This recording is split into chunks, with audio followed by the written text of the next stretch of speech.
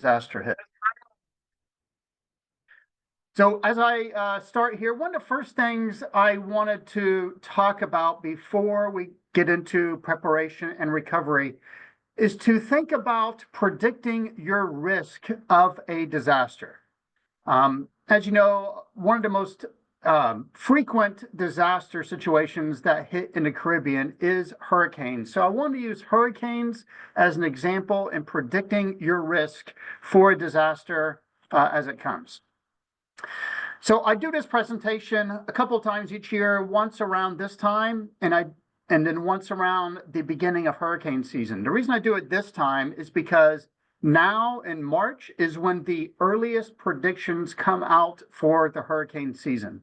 So I want to show examples of what the predictions are saying now, what they said this time last year, and what they said in 2017. So as you can see, in 2025, most of the models are predicting anywhere between 15 to 19 storms, possibly 7 to 9 hurricanes, and 2 to 4 reaching a maximum or consider what we considered a level 3 or higher hurricane for this year.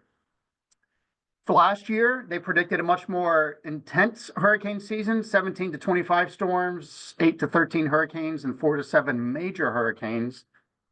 And then if you look at 2017, which was a very active and significant year here for the Virgin Islands, they predicted 11 to 17, 5 to 9 hurricanes, and 2 to 4 major hurricanes. So the question is, what can you take away from these forecasts so early in the season? And that is almost absolutely nothing.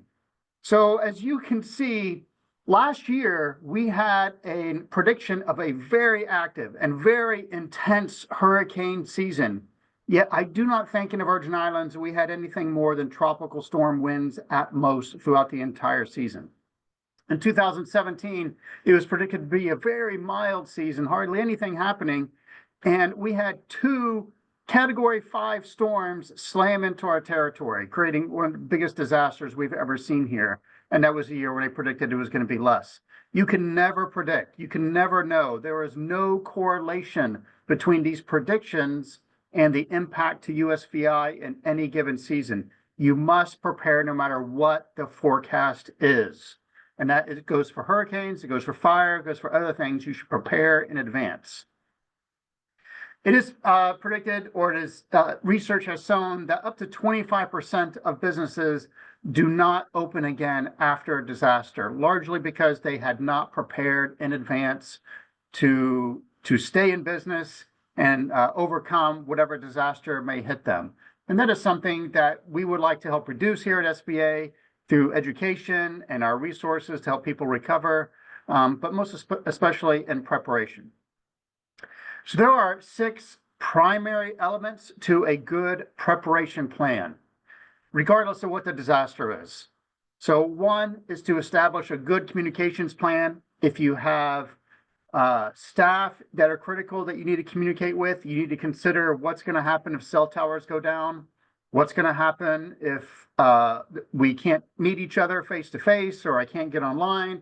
How am I going to communicate with those people? How am I going to communicate not only ahead of the disaster to plan and prepare, but also after disaster may hit if normal communication channels go down? You want to protect your documents, both paper documents and online, in the cloud. You want to consider what are your most important documents and how are you going to protect those and how are you going to have backups should you need them. You certainly want to review your insurance coverage. I'm going to talk a little bit more about that in a little bit. You want to make sure you have a solid supply chain, especially if you're in a retail or reselling type business. You want to make sure that you have the ability to access your goods and to have that supply chain continue to work even if a disaster hits. You want to consider what an alternate location may be. If that disaster affects your building that you work in, or maybe you work out at a home or some other place, where's another place that you can work at in times of disaster? Some people may even be able to work remotely and work outside of the territory if need be. But you want to consider what that alternate location or locations will be and write that down in your plan. And then finally, you want to practice and exercise that plan with your staff to make sure they understand what the role is should something happen. That way you're not scrambling ahead of a storm or ahead of a disaster, or when a disaster hits. They know what's going to happen. They know what they can do. They know how to contact people. They know what important steps they should take to mitigate the damage should a storm hit. So we'll talk a little bit more about some of these, a little bit more in depth. I want to talk about the facilities part of that and operations. You certainly want to make sure your plan is to stay in operation if your business space is not usable or accessible. And as I mentioned, that can be any number of locations. That could be working out of your home. It could be working at a building, a separate building, maybe a partner of yours, or an ancillary type business with your business can help you, or maybe you can go off island to do your business. But you want to think through your business, what you need, and where you could locate if you had to in an emergency. You want to assess the internal and external functions of your company to determine what you need to stay open, the very basics. You want to keep extra supplies of hard to replace items at your business that you would need to stay open at an offsite location. And you want to consider having a backup generator, especially here in the Caribbean.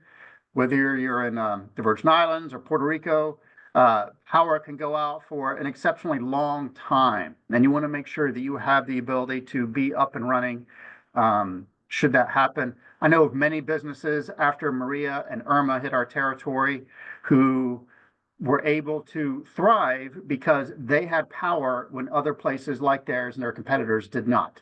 So you want to make sure you have that backup power in your plan. And then as well, you want to think through your insurance options. And the time to do that is now. You want to think through whether you have enough insurance. Perhaps your business has grown since that time, and you need to take on a little bit more insurance to make sure you can get back in business quickly. You want to review your policies to make sure you fully understand what is and what isn't covered. There are some things that aren't covered sometimes. Sometimes people overlook flood insurance. Oftentimes that is not covered in many plans, so you want to make sure you consider that.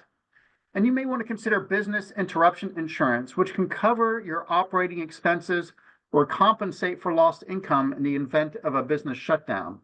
Now I'm going to talk a little bit more about SBA's resources that can help with that as well. But SBA's resources are a loan.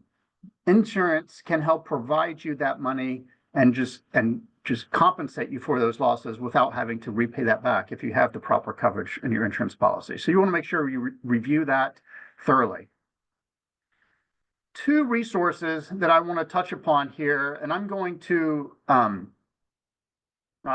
pull those up now. I think if I can click on these. These are really good resources for you when you're considering your plan in advance for being prepared for a disaster, no matter what it is. I'm going to click on this one. This comes from Homeland Security. I think FEMA developed this as well. Let's see if I can pull this up. Okay, so this is this site. This is an outstanding site for businesses. They have a bunch of toolkits here, practice or sample plans, plenty of resources here to talk about not only hurricanes, but floods and all sorts of hazards that can be here that can hit you. Toolkits for earthquakes, one specifically for hurricanes, specifically for businesses and hurricanes. They have them both Spanish and English. I'm just going to click on these examples here that you can walk through and use them to evaluate your business. A lot of great resources here, as you can see from the table of contents here. It helps you walk through a lot of these things and figure them out on your own. Gives a lot of resources as well outside of this. Really outstanding tool to help you out. The other one is from I believe it's from, where is it from? The Insurance Institute for Business and Home Safety. This is another outstanding tool and a resource for you as you consider preparing and developing your preparation plan for your business. Much like the other site, you can kind of narrow it down to hurricane, thunderstorm, fires. We don't need to worry about winter here. But there are many other things that this will help you out with. So highly encourage you to consider your plan, to look at these resources, carve out some time during a day, maybe an hour or two, to just write this down for yourself and apply this to your specific business and how that operates. All right, I'm going to go back to the presentations. Now we're going to go to section 2. I'm going to talk about the recovery process and SBA's role specifically. It's important to understand SBA's role in disaster recovery. We provide assistance to help private property owners pay for disaster losses not covered by insurance or other recoveries. These are primarily through low interest federal loans. We help businesses of all sizes, private nonprofit organizations, homeowners, and renters. It is activated when there is a federal disaster declared by FEMA, SBA, or the USDA. And depending on how that is declared, can impact the assistance and how that comes down to a person. I'm going to show you this site as well. This is a place where you can always check the current status. We say of county. Here in the Virgin Islands, each island is considered a county. So you can pick St. Croix, St. Thomas, St. John, and figure out, is there an active disaster in your area? So it takes you straight to this page with a disaster declaration. You can select the Virgin Islands here. Boom, you can select, I'm going to select St. Croix. Continue, ask you a few questions. Let's say you're asking about your business, and maybe you're wondering, do I have economic injury? You would like to view other declarations? Yes. It's going to come up with no. Well, we'll ask you the date, but right now there are no active declarations. But this is how you would do it. You put in that date of when it happened, and boom, they're going to tell you every resource that's available to you from SBA because of that declaration. Very easy tool. So there are some basic requirements to use SBA's or to get a loan approved from SBA's programs. I'm going to go through a little bit more detail on the 3 primary loan programs that are available to you. There are some other ones that could be available, but the ones that are most often used in our territory are home and personal property damages, business property damages, and an economic injury disaster loan. So I'm going to talk about those in a little bit more detail next, but all of them have these basic eligibility requirements. 1, you must be in a declared county, in our instance, or a declared island or a declared area where a disaster is officially declared. You must have proper credit history. You don't have to have excellent credit, but you should have some decent credit. At the end of the day, you just need to show that you have the basic ability to repay those loans, because these are not grants. They will not be forgiven. These are loans, and you need to show a basic ability to repay. So you want to make sure that your credit score is decent, and you can show that you have some income coming in to pay those loans in the long term. I'm going to go in a little bit more detail on the 3 biggest and most frequently used disaster loan programs here in the territory. So the first one I'm going to talk about are disaster loans for home and personal property. These are loans where you don't have to be a business owner. You can just be a owner of a property who had a hurricane damage and do not have sufficient insurance to cover it all. You can seek a loan from SBA for up to $500,000 to repair or replace your primary residence. Renters, even if you don't own the property, you could borrow up to $100,000 to replace or repair personal property that was damaged or destroyed during a disaster. Now, secondary homes are not eligible, and that could come into play here in the Virgin Islands. There are people who don't live here and they use the Virgin Islands as a secondary home. However, some secondary properties, if it is a qualified rental property, if someone is renting this out as a business, it could be eligible under a business physical disaster loan program, which I'll talk about next. But otherwise, secondary homes are not eligible. The use of proceeds must be to repair, replace damages to your home. It cannot be used for upgrades or to put on a new addition for your house or anything like that. There also is a possibility that on top of the loan for repairing or replacing personal property, you could be eligible for an increase up to 20% for mitigation. These are actions or things you would do to mitigate a loss in the future. Should, for instance, if you have to replace your roof, perhaps you can do some special anchoring straps or other things to your roof to make sure that that is mitigated against future disasters and strengthen your home in the future to make sure that, I guess you can't make totally certain, but to decrease the chances of damages going forward. Those are possible. The terms of these loans are really good. You can get up to 30 years. Almost every loan has 30 years to repay. Interest rates will not exceed 4%. They can even be lower depending on the market at the time, but they will not exceed 4%. Payments and interest are deferred for 12 months. So for the first year, once you get your loan, you can make payments if you want, but you do not have to, and no interest will accrue on your loan. Collateral is required on loans over 50,000. So you'll have to consider, so typically that would be your home.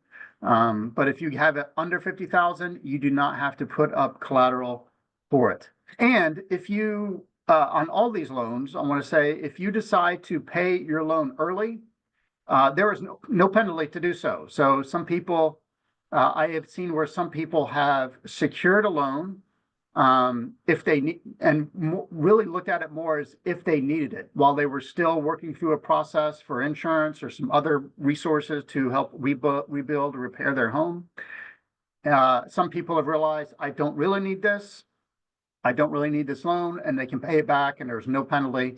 And if they do it within the first year, they won't even charge any interest. So it's a really good backup plan for them. So the next biggest one I'm going to talk about is business physical disaster loans. Those are different than the personal home disaster loans for physical property because they're a little bit different standards. So for a business, you could qualify for up to $2 million for your business. And again, these can apply also to nonprofit organizations. Typically, SBA does not lend to nonprofits in a normal business environment, but for disasters, it can lend to both businesses and nonprofits. Proceeds from insurance coverage on your business property may be deducted from the eligible loan amount. It is not the intention of SBA's loan program to replace the need for insurance. It is to help cover insurance shortfalls. So if you have insurance that covers and that gives you money, then you can be approved for an amount that is still left over after that. The use of proceeds is similar. It must be used to repair real property, machinery, equipment, inventory fixtures, or if you lease some property, some leasehold improvements that you've made. It cannot be used to upgrade your business or expand your business or do something else to improve it from where it was before the storm hit. The only circumstance where that possibly could be allowed is if there are local building codes or others that are required for you to meet that you didn't have in your previous building, but now when you're rebuilding, you have to meet some new codes, and maybe that can be considered an upgrade. And if that's required, then it could be used for that. Otherwise, it is not allowed to upgrade or expand a business. Same with the home loans. These could be eligible for a 20% increase for mitigation efforts to strengthen your property in the event that another disaster hits. Terms are very similar. Payment interest deferred for 12 months. Interest rate will not exceed 4% if credit is available elsewhere. Interest rate will not exceed 8% if credit is available elsewhere. SBA will make that determination when you make your application. It is not intended to if you have the ability to access the loan elsewhere, we prefer you don't go to the public to ask for that loan and to the federal government for that loan, but you still can. You will just have to pay a little bit more reasonable interest rate for that if credit is available elsewhere. Up to 30 years to pay, and collateral is required on loans, again, on this one, over $50,000. And then the third biggest loan category that we help out with when a disaster hits into territory is for economic injury disaster loans. And these are for businesses to help them recover funds and expenses that were due to the disaster or debt payments that they need to make during that time. Again, it must be, your business must have been directly impacted by disaster. You can get up to $2 million based on your actual economic injury. It's not just $2 million based on, oh, you're here, okay, you can get a $2 million. Based on an evaluation of your business, your tax filings, your financial statements to show what you actually earn and revenue, what your expenses are, those types of things. And then fourth, for eligibility, your business must be physically located in a disaster area. And that is important. I'm going to give a short example of where a business ran afoul of that requirement through no fault of their own, really trying to do the right thing. But unfortunately, our hands were tied. We were unable to help them. During Hurricane Irma, there was a charter boat business on St. Thomas that had their boat moored in a very open area, and they were very concerned that the storm would damage their boat. And so they wanted to, it was really their primary livelihood and their only business. So they wanted to find an area that was a little bit more protected from winds and would increase their chances of salvaging their boat and keeping their boat afloat should the storm hit. So they looked across the water and they saw a little protected area on the island of Tortola. They put their boat over there. It was just a few miles away from where it was originally, but it was in Tortola. So they put it in this protected cove. Unfortunately, the storm Irma was so intense, it did not matter where they put it. That boat sank and was destroyed. They were a business registered in the Virgin Islands. Everything was okay for them to get a loan until it was confirmed that their boat actually sat in foreign waters, even though it was just a couple miles away in a different cove on Tortola. That boat was technically in a foreign land, and we cannot declare disasters in a foreign land. So technically it was not in our declared disaster area, and we could not provide a loan to that business owner to repurchase their boat, and they did not have sufficient insurance. And it was very sad, but unfortunately the law is something we are bound to. So make sure that your property remains in a declared disaster area, even if you think you're doing the right thing by getting it out into another area. It better be pretty far if you're going to get it far away. So just want to share that little story to emphasize that. Proceeds can be used for a lot of things, for working capital and the normal expenses that you would normally have, but it cannot be used, again, for expanding your facility. If you have buying fixed assets, buying fixed assets is a different loan purpose, and that would be under the business physical disaster loan. You can't do it to refinance your debts, pay out bonuses to your staff, or pay back loans to stockholders or principals. But it can work for almost any other normal operating expense you had as a business, and can show that these were legitimate expenses that you had during your normal operations. Terms are very similar. Payments are deferred for 12 months. Payments and interest deferred for 12 months. Interest rate does not exceed 4%. You have up to 30 years to repay, and collateral is required on loans over $50,000. So there is an important part that you must play, that you play now, in making sure that you remain eligible to, if a disaster hit, that you can take advantage fully of our loan programs. One of the most important is to have your financial statements in order. You don't want to, after a disaster hits, to be scrambling around trying to find your financial statements. These are part of the important documents that you want to consider in your plan on how you're going to safekeep those, how you're going to put those online, in the cloud if need be, where your paper copies are going to be, and are they going to be protected. You want to make sure you have all those financial statements current and in order, ready to go. You want to make sure that your tax filings are also available. You want to make sure they're honest, correct, and on time. I can't tell you how many businesses after disasters hit, either during Maria and Irma or during COVID, that sought SBA assistance through a loan of some sort and then went to the tax office to get their tax filing to show what that business makes in a year. And there were multiple businesses I encountered who perhaps they made $500,000 in a year normally, but in order to reduce their tax burden, they underreported what they made to the tax authority here, and maybe they said they only made $100,000 a year. Well, at SBA, we can only approve what you officially report. And so if you are officially reporting your income and revenues as far lower than they actually are, that can hurt you when it comes time to be approved for a loan from SBA. So you want to make sure that they're correct, they're filed on time. If you haven't filed in a number of years, after disaster is not the time to start scrambling and trying to put those together and get those filing statements. The people who have filed on time and the records are there, they're going to get their loans much faster. You want to maintain a good credit score. You want to show that you have the ability to repay your loans and be knowledgeable of your credit score. You want to plan, you want to forecast what your income is, and make sure you plan accordingly for your not only your disaster planning, but in case a disaster hits, you want to know what that's going to be.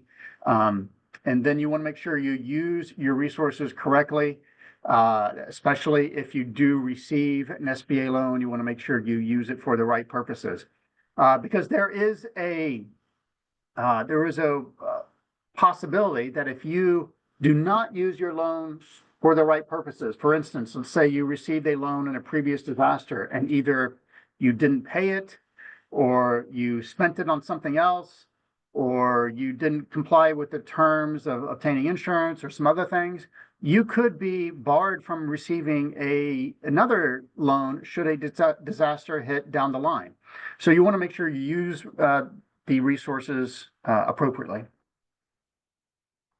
And then there's a lot of information on our site. If you already have a disaster loan of some kind through a previous disaster, we have an online portal to manage that. You can get a lot more information on not only current declared disasters, but all our lending programs. We can go into a lot more detail on our site if you visit sba.gov/disaster. In fact, I'll click on that right now just so you can see what that looks like. This is a good disaster page right now. We're highlighting current disasters across the country. Should one hit here, we would come up on this page. Information about how to manage your disaster loans through our SBA loan portal, and then how to apply for a loan. And then lots more information like I've covered here, how to get the funds to recover repairs, operating expense, all sorts of things. And then you can just apply straight on your site, on this site. So great resource, this link here. You can also call our customer service center, especially if you don't have easy access to the internet. We have this 1-800 number that is answered all throughout the week. You can call that and speak to a live person about your loan. I highly encourage you, if you're calling this number to talk about an existing loan that you have, make sure you have your loan number available and ready. It is makes it so much easier for the customer service agent to look up your loan and confirm information if you have information about your loan before you. Same with an email. They will respond to this email address typically within 24 to 48 hours. I always encourage people to, when you have a question you want to send by email, to put your loan number in the title of that email. It makes it a lot easier for the responding agent to assist you. All right, and then finally, I'm going to talk about some resource partners that are available to assist you in developing your plan or in the recovery process. One is our Small Business Development Center, of course, our host today. They are experts at developing business preparation plans, disaster mitigation plans for your business. They don't charge you any money for this. It is an outstanding resource. You can simply call the number or schedule an appointment to come in, have some information about your business, and say, I want to have a disaster plan for my business. Can you help? They'll walk you through the entire thing. They'll help you out. They can think through aspects of a disaster plan that you may not be thinking through on your own. They are well connected with all the resources available. Highly encourage you to make use of the SBDC when putting together a disaster preparation plan. There's also SCORE. SCORE is a mentoring and coaching organization, can also help with disaster planning. And they also offer a lot of online workshops and trainings and webinars and templates you can use for your business. If, for instance, if you're trying to put together your financial statements to make sure you have that ready for your disaster plan, they can help you with all that. Another outstanding organization that you can utilize free of charge here in the territory. And then finally, we have the Veterans Business Outreach Center. It is located in Puerto Rico, but it does serve the Virgin Islands. They have counselors that can come here in person and do come here in person every once in a while, but they can also provide a lot of the same advice and assistance and SBDC or SCORE can provide. They're just dedicated to veteran-owned businesses and can provide some unique support to them. All right, well, that does it for my presentation part of it. I'll just open it up to any questions that anyone may have. Thank you for that presentation, Wayne. If you have a question, you can raise your hand and then we'll allow you to unmute your mic and you can ask directly. And if otherwise, when you're shy, you can put it directly in the chat. So while we have someone that made a comment that says great info, thank you. Just to afford others the opportunity, I'll take this time to say that the VI SBDC has so much more in store for you as VI small businesses. You can visit our website at www.visbdc.org. Download the VI SBDC app on your mobile device from the appropriate app store. Like and follow us on Facebook, Instagram, Twitter, Google Business, and subscribe to the VI SBDC YouTube channel for new uploads of our on-demand webinars. Tomorrow, we are highlighting VI SBDC Day, and we will be celebrating our local small businesses. We encourage you to go on our platforms so you can see some of the businesses that we decided to shed some spotlight on, and hope that one day your business will definitely be there as we continue to work with you and support your small business initiatives. I don't see any questions. So let me go ahead and just highlight a few of our upcoming trainings. On the 25th, we are back with Webinar Tuesday with the SBA, the 5 C's of SBA loan eligibility. On April 8th, we have SBA again back with Webinar Tuesday. That session will be entitled Surety Bonding 101. On April 22nd, we have Learn About SBA Resources to help your business start, grow, and succeed. On May 7th, we have First Bank. They're going to be presenting the Credit Blueprint, Building a Strong Financial Foundation. On May 9th, we have our Business Development Series, and we're going to be presenting a step-by-step guide to launching a USVI business startup. On March 14th, we have Aiming for Loan Approval, Building Credit the Right Way. Once again, that will be hosted by First Bank VI. On May 15th, we have Building Sustainable Habits for Small Business Growth. On May 16th, we have the Business Plan Canvas, Designing Your Entrepreneurial Journey. And on May 20th, we have SBA Webinar Tuesday, How to Apply and Qualify for an SBA Loan. So just a few of the upcoming events we have. You can go to our training portal and visit for more events and register ahead of time. I see we don't have any more questions. So once again, I would like to encourage you to take a few minutes to check your email and fill out that survey that lets us know how we're doing. We thank you for your time and attendance. And on behalf of the entire VISBDC network, we thank you for taking time to be here. We have another comment stating excellent presentation, and we wish you a productive rest of day. Thank you, Wayne.